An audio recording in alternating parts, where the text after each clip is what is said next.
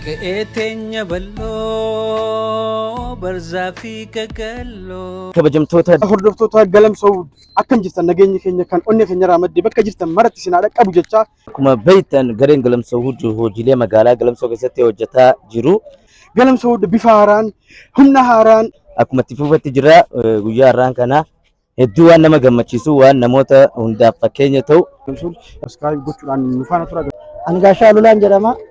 Barsiisaa fi leenjisaa kubbaa miilaa bulchiinsa magaalaa Galamsooti. Ammaaf ka as geenye dorgommiinis gahaa jira waan ta'eef liigiin ispoortii magaalaa Galamsoo liigii Oromiyaatiif dabre tapha isaa taphachuudhaaf qophiirra jira. Caalaa Dachaasaa jedhama. Taphataa bulchiinsa magaalaa Galamsoo. Maqaa kiyya Gaaddisaa Badiruutiin jedhama. Taphataa bulchiinsa magaalaa Galamsooti. Ani kubbaa haalaan hin fedha. Taphattoonni Galamsoo haala nama dandeettii qabuudha jechuudha.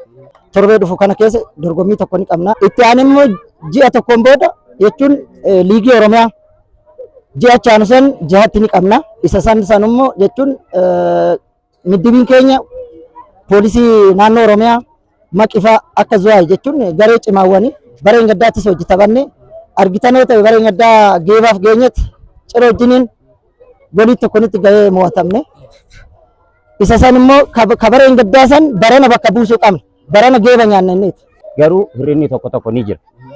Geeba nyaanna gara liigii olaanootti illee gara super liigii fi akkasumatti gara pirimeer liigii seennee waan jechuun kutannee kaaneef abdii guddaadhaan itti deemaa irraa. Gareen kun meebii ijoolleen asii ijoolleen cimtuudha.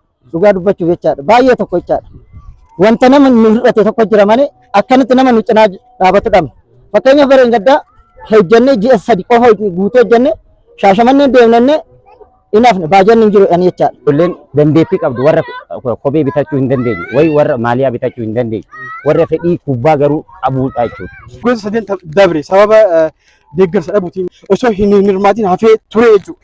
Dargaggeessa kana bira dhaabbachuun tola osoo hin taane dirqamaa jechuudha. Farhaan Nuuree obboleessa keenya waan gaarii namoota as dhalatanii biyya adda addaa biyya keessaa biyya alaa jiraniif ergaa guddaa dabarsu. Wanti guddaan namni waan danda'uun waan takka yoo hojjete wanti hin danda'amne hin jiru.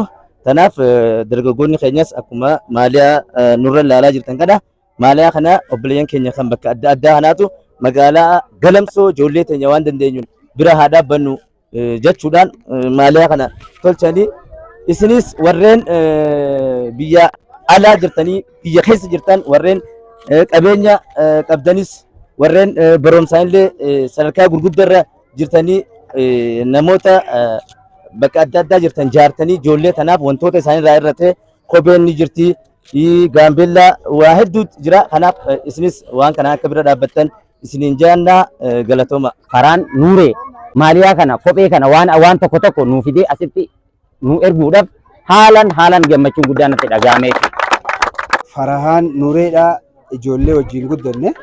Naannoo kanatti maqaa bulchiinsa magaalaatiin ispoonsarsiitiin taa'ee jechuudhaan ijoollee kana keessaa bahee duraanis naannoo kana ture. Kanaaf ijoollee kanaaf deeggarsa godhuun qaba jedhee kun kan jalqabaati jechuudha.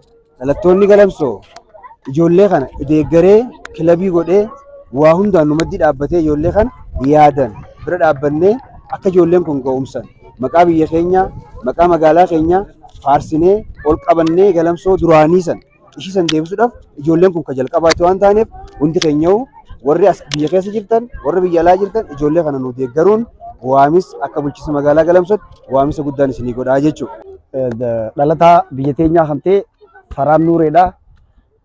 Hedduu galatoomii jennaan asumaan deeggarsa guddaa waan nu gooteef hedduu galatoomii siin jenna. Keessa kiyya gammachuun na dhaga'ama. Ani akka nam tokkootitti taphataa ta'ee asitti argamu malee nagaadee tokko ta'ee gin taphattoota magaalaa Galamsoo kana haalaan hin fedha. Haalaan yeroo hunda taphaan osoo hin ta'in deeggarsaan maddii deemaa jechuudha. Haaluma kana ta'ee osoo namni hundi duuba dhaabbatee waan barbaachisaa ta'e waan tokko maddii dhaabbatanii naa gargaaranii haalaan fedhaa. Ozoon agro industirii hedduu galateeffachaa namoonni biraas kanarraa fakkeenya fudhatanii liigii keessan ijoollee teessan tattaate akka cimsitanii bakka guddaa geessan isin jechuun barbaada. Gareen kun tiimiin kun tiimii akkaan cimaa fi tapha kubbaa miilaa irratti yeroo hedduu injifachuudhaan kan galudha. Akkasumas maqaa biyya keenyaa kan addunyyaatti mul'isuudhaaf muratee ka'ee akka Oromiyaatti ammaan tana maqaa biyya keenyaa yaamsisee jirudha. Kanaaf dargaggeessa kanarraa wanni barbaachisu naamusa. Dargaggeessa keenya naamusa qaba. Rakkoolee garaagaraa xixiqqoo tan ammoo waan nuti waliin gurmoonee tokko taanee eeguu dandeenyu waan ta'eef akka nu bira dhaabbattan isin jaa galatoomaa uffadha.